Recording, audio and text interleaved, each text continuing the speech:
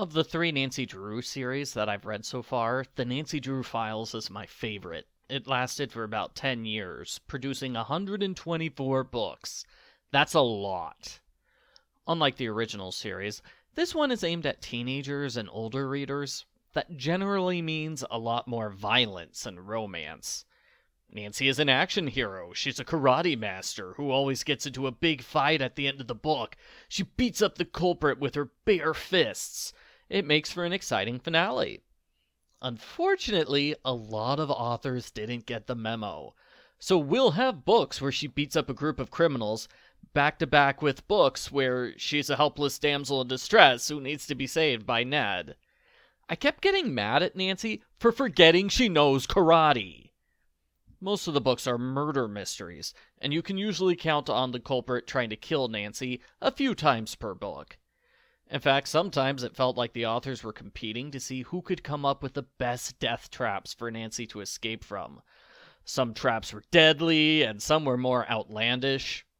Again, a lot of the authors didn't get the memo, so we ended up seeing the same few dangerous scenes over and over again. Nancy keeps getting knocked out or tied up. She gets a threatening message, or someone threatens her directly. She gets pushed from behind, she almost falls into something. She discovers somebody's violently torn apart her room. The big one is car chases or car crashes. Those happen all the time. It's a wonder she can get car insurance. To be fair, those sorts of things happen in pretty much all the Nancy Drew series, not just this one. The angry suspect is an exception. In the original series, the very angry and rude person is always the culprit. Here, the very angry and rude person is pretty much always the fake-out suspect. The series is a huge fan of having a surprise culprit. Each book starts with a list of suspects. I notice that usually the culprit is not on the list. If you read every single book back to back like I did, you'll get pretty good at identifying the culprit.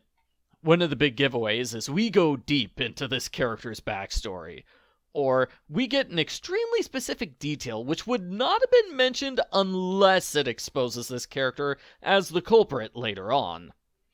The series also has a lot of romance drama. The two big trilogies in the series are called Summer of Love and Passport to Romance, both of which feature Nancy getting new boyfriends. Two other popular romance books include Book 24, where Ned proposes to Nancy, and Book 8, where Nancy and Ned break up, only to reunite in the next book. Around book 92 or so, the series goes all in on the romance angle. The final quarter of the series gives Nancy a new love interest in pretty much every book. I hated seeing Nancy cheat on her boyfriend over and over again. Half the time, she doesn't even remember she has a boyfriend. An extremely high percentage of the hot guys ended up being culprits, so Nancy came across as really stupid for thinking, well, this guy's above suspicion because he's hot. The other love drama is Nancy and Ned get into a fight, usually over the mystery or another woman. I'm struggling to think of any other Ned love drama in the series. I think they just repeated Nancy and Ned fight over and over. Not to say that Ned is bad. There are plenty of books where he's a great boyfriend. He and Nancy solve mysteries together a lot, especially on his college campus. The vast majority of characters and events are one book only. They appear once and never again. Some books get sequels, and some characters appear in multiple books. I don't think that was an attempt at establishing continuity, as much as it was a particular ghostwriter reusing one of their characters. The repeat characters are mostly police officers, people at Ned's school, or boyfriends for Bess and George. The major reoccurring character is Brenda Carlton. I believe she was invented specifically for this series. Brenda is a news reporter who is rivals with Nancy, only she doesn't make for a good rival because she's incompetent. She usually blurts out secrets in front of suspects, or she otherwise messes things up for Nancy. Nancy usually gets rid of Brenda by promising to give her an exclusive story later.